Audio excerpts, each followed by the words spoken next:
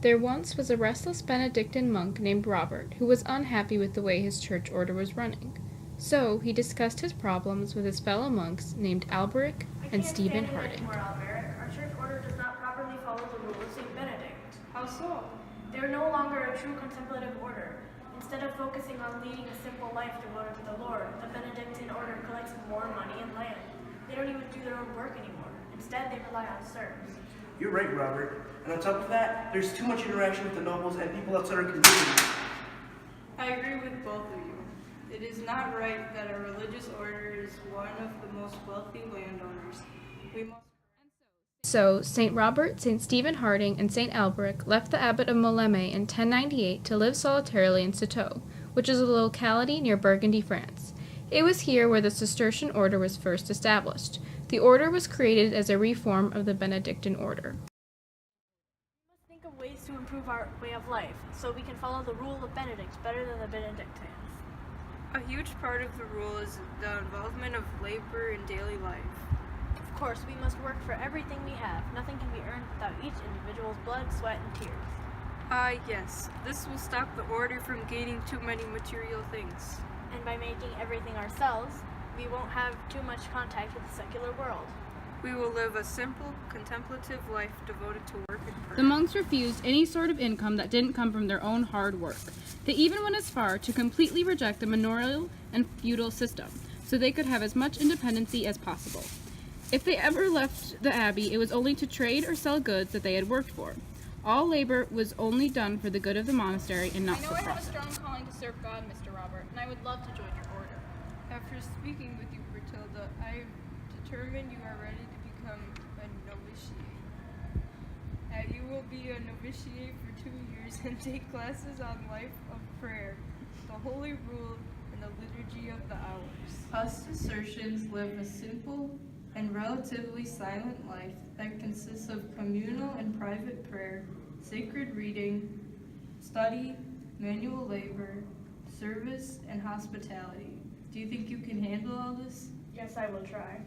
Do or do not. There is no try. Every day we rise at 3:15 a.m. for vigils, breakfast, and lectio. Then at 6:30 we have lauds, and later there is Mass and Thanksgiving. At 8 a.m. there is terce, and we begin our daily work. This continues until 11:30, where we read lectio. Again, then there is sext, and dinner is at 12. From 2 o'clock to 7:50 there is known, more work until 4:30, lectio, vespers, supper, chapter, and compline. At 7:50 we go to bed. Sounds like hard work, but I can handle it. And so, Bertilda studied and prepared to join the order. The community has conferred and voted. You are ready to take your temporary vows. You will spend 3 years as a junior monk to advance your knowledge of Scripture and the Catholic liturgy and theology. I understand, sir. The community voted yet again, and Bertilda proceeded to take the solemn vows, which allows her to be a full member of the community. To become a full member, you must take vows of chastity, obedience, and stability. You will also take a vow of silence, but there are a couple exceptions to this vow. Yes, thank you. Besides the founders, there are many Cistercians who have made an impact on the community. One such monk was St. Bernard of Clairvaux. Bernard expanded the Cistercian order by building more churches and monasteries. He helped spread their ideas and practices. Another influential Cistercian monk was named St. Alred of Revol, who also helped expand the order, as well as founding a school in Scotland where Cistercian monks worked, and he also wrote popular books containing his sermons. We need to make sure that the monastery is correctly following the rule of Benedict. We will send a trustworthy abbot to each monastery to make sure order is being maintained. We wanted to distinguish ourselves from the Benedicts, so we wear snazzy white habits instead of black ones.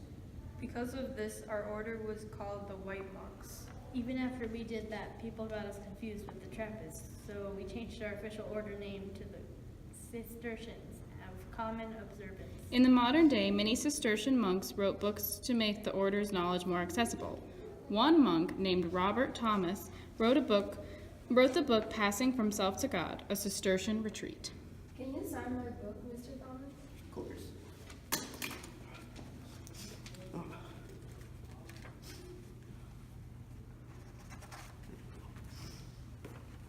No problem. I really admire your work, Mr. Thomas. You help me depend my spiritual well-being.